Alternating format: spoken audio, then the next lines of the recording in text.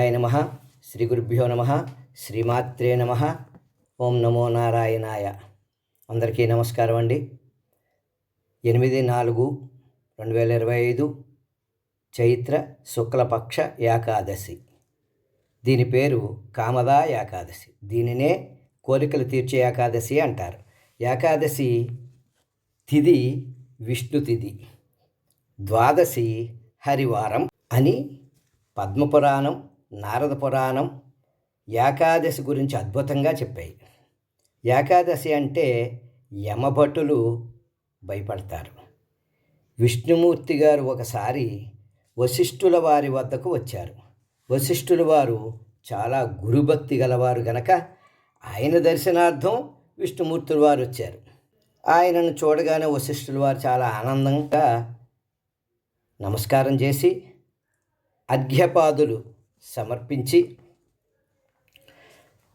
స్వామి, నా యందు దయతో మీరు ఇక్కడికి వేంచేశారు అని, రేపు ఏకాదశి గనక ఆ ఏకాదశి తిథి గురించి మీరే నాకు చెప్తే భక్తులందరికీ చేరుతుంది అని మనవి చేసుకున్నారు.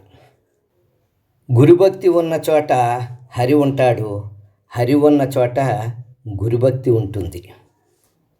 విష్ణువు ఏకాదశి గురించి చక్కని సత్యములు తెలియజేశారు. ఆ రోజు బ్రహ్మముహూర్తంలో స్నానం చేయాలి. సంకల్పపూర్వకంగా విష్ణువుకు సంకల్పం చేసుకుని విష్ణువుకు, లక్ష్మీదేవికి తులసి దళాల అర్చన, శివునికి జలాభిషేకం చేస్తే ఆరోగ్యం, అకాల మృత్యువు లేకుండా సంపదలు కూడా కలుగుతాయి. అనారోగ్యంతో ఉన్నవాళ్ళు పళ్ళు ఫలాలు తిని చేయవచ్చును. ఆ రోజంతా భగవన్నామస్మరణ చేస్తూ కాలం గడపాలి. ద్వాదశి రోజున ద్వాదశి వెళ్ళక ముందే పారణ చేయాలి. చైత్ర శుక్లపక్ష ఏకాదశికి ఒక కథ ఉన్నది. పూర్వం నాగలోకములో అంటే పాతాళంలో నాగాపురం పేరు ఉన్నది. దానిని పుండరీకుడు అనే నాగరాజు పరిపాలించేవాడు. ఆయనకు సంగీతం అంటే మహా ఇష్టం. నాకు ఆనందం కలిగించి బహుమతి తీసుకోండి, అలా ఆనందింపచేసిన వారికి నాగమణులు ఇచ్చి సంతోషపెట్టేవాడు. ఒక గంధర్వుడు, అతని పేరు లలితుడు, భార్య పేరు లలిత. ఇద్దరు నాగాపురానికి వెళ్ళి పుండరీకుడనే ఆ నాగరాజు ముందు నిలబడి, నేను మీ ముందు గానం చేయటానికి వచ్చాను, బహుమానం స్వీకరించగలను అని అన్నాడు. ఆ నాగరాజు గారు, సరే అయితే మా పరివారం అంతా కూర్చుని ఉంటారు, వారందరి మధ్యలో నీవు నీ గానాన్ని వినిపించి నీ నైపుణ్యాన్ని ప్రదర్శించు అన్నాడు పుండరీక నాగరాజు గారు. ఆ కచేరీకి దేవతలు, గంధర్వులు అందరూ వచ్చారు. గంధర్వుడు లలితుడు వీణ తీసుకుని గానం మొదలుపెట్టాడు. మంచి బాగా జరుగుతున్న సమయంలో వీణ వాయిస్తూ భార్య వంక చూస్తూ ఆ అందం చూసి మైమరిపించే విధంగా ఉండడం వల్ల ఆ సమయంలో రాగం తప్పింది, పదాలు తప్పాడు. తక్షకుడు అనే సర్పం లేచి, గానంలో తప్పులు దొర్లాయి మహారాజా, రాగ తాళ పదాలు తప్పినాయని విన్నవించుకున్నాడు. ఆ విషయాన్ని పుండరీక నాగరాజు కూడా గమనించి, ఆపు అని కోపంతో, కళకి అపచారం చేసిన నువ్వు గంధర్వులకే చెడ్డ పేరు తెచ్చావు. నువ్వు భార్య యొక్క వ్యామోహంలో పడి ఈ అపచారం చేసినందుకు నువ్వు బ్రహ్మ రాక్షసుడు అవ్వమని శపించాడు. ఆయన వెంటనే నల్లగా బ్రహ్మరాక్షసుని రూపం ధరించాడు. భార్య లలిత బెంబేలెత్తిపోయి భర్త దగ్గరికి వెళ్ళి ఆ రాక్షసునిగా మారిన భర్తను తీసుకుని బయటకు వచ్చేసింది. అడవిలోకి ప్రయాణం కట్టింది. ఆ గంధర్వలోకానికి అనుమతి ఉండదు కాబట్టి అడవిలోకి ప్రయాణం చేసింది. ఆ రాక్షసునికి రాత్రి కాగానే ఆకలి విపరీతంగా ఉండడం వల్ల తెల్లవాళ్ళు విపరీతమైన జంతువుల్ని చంపి తినేస్తున్నాడు. ఆ సమయంలో భార్య రాత్రి అవగానే దాక్కునేది. పగలు ప్రయాణం చేసి అలా అలా చాలా సంవత్సరముల తరువాత ఒక తపస్వి కనిపించాడు. ఆయన మహానుభావుడని అనిపించి తమ వృత్తాంతమంతా ఆ తపస్వికి చెప్పాడు.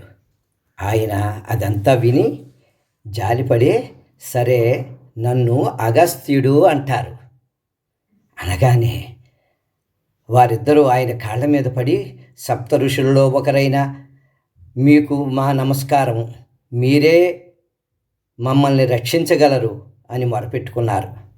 సరే, వచ్చేది చైత్ర శుక్ల ఏకాదశి, మీరు ఆ రోజున ఉదయమే బ్రాహ్మీ ముహూర్తంలో నా దగ్గరకు రండి. ఆ రోజు మీతో ఏకాదశి వ్రతం చేయిస్తాను అని చెప్పారు. అగస్త్యులు ఆ రోజు రానే వచ్చింది. భర్తను వెంట పెట్టుకుని వచ్చి అగస్త్యులు వారు సంకల్పపూర్వకంగా నదీ స్నానం చేయించి వారితో ఉపవాస దీక్షతో విష్ణు పూజ చేయించి, శివ పూజ చేయించి, లక్ష్మీనారాయణ పూజ చేయించి, తులసీ దళాలతో మారేడు దళములతో చక్కటి అర్చన చేయించి, అమ్మా నువ్వు కఠిన ఉపవాస దీక్ష చేయగల సమర్థురాలవు కాబట్టి నీవు నీ భర్త కూడా ఉపవాస దీక్ష చేసి స్వామివారిని మెప్పించాలి. నా భర్తకు రాత్రి ఆకలి విపరీతం కదా, రాత్రి అవగానే ఎలాగా స్వామి అని అడిగింది అగస్త్యుల వారిని లలిత. నా ఆశ్రయములో అటువంటి చేష్టలు నీ భర్తకు ఉండవు, అతని ఆటలు సాగవు నా ఆశ్రమంలో, కనుక వాణ్ణి నేను చూసుకుంటాను. మరనాడు 12 గడియలు రాకుండా చేతిలోనికి నీళ్లు తీసుకుని నా భర్త యొక్క రాక్షస శాప విముక్తి కోసం దాని నిమిత్తం నా ఉపవాస వ్రత ఫలితం దారపోస్తున్నాను అని నీళ్లు వదులమ్మా అని అగస్త్యుడు చెప్పి ఆ రకంగా నీరు వదిలించాడు లలితతో. వెంటనే బ్రహ్మరాక్షసుడిగా ఉన్నవాడు తిరిగి గంధర్వుడిగా మారిపోయాడు. అగస్త్యుల వారికి సాష్టాంగ ప్రణామం చేశారు. అగస్త్యుల వారు వారికి ఈ పొగడ్తలు ఇవన్నీ నచ్చవు కదా. అగస్త్యుల వారంటే మామూలు మనిషి కాదు కదా. సముద్రాన్నే దోసిలి పట్టి ఇంకింపచేసిన మహానుభావులు. ఆయన తపస్సులోకి లీనమయ్యారు. ఈ గంధర్వ భార్యాభర్తలు తిరిగి గంధర్వలోకానికి చేరారు. ఇదంతా చూస్తున్న దేవతలు ఆశ్చర్యంతో, ఆహా, ఏకాదశి వ్రతం ఎంత గొప్పది, ఇటువంటి ఏకాదశి వ్రతం ఆచరించి భక్తి శ్రద్ధలతో దాన్ని ఆచరిస్తే కోరిన కోరికలు తీరుతాయి. ఇప్పుడు రాక్షసులు ఎక్కడా లేరు కదండి, చెడు అలవాట్లే ఇప్పుడు రాక్షసులు. భక్తి శ్రద్ధలతో అవసరమైన మంచి కోరికలు కోరండి. భగవంతునికి కోరక ఎవరిని కోరతామండి, భగవంతున్నే కోరాలి. సంకల్పపూర్వకంగా పూజ ఉపవాసం చేసుకుని ఓపిక లేని వాళ్ళు పళ్ళు ఫలాలు తినండి, తప్పు లేదు. కటిక ఉపవాసం కలియుగములో నిషేధం. భగవంతుని మీద ప్రేమ ముఖ్యం. కాబట్టి ఈ రకంగా శుక్లపక్ష చైత్ర ఏకాదశిని ఆచరించి మీ యొక్క కోరికలు తీర్చుకోండి. ఆ భగవంతుణ్ణే శరణు వేడదాం. జై Srimannarayana. Please like, share, subscribe. Thank you.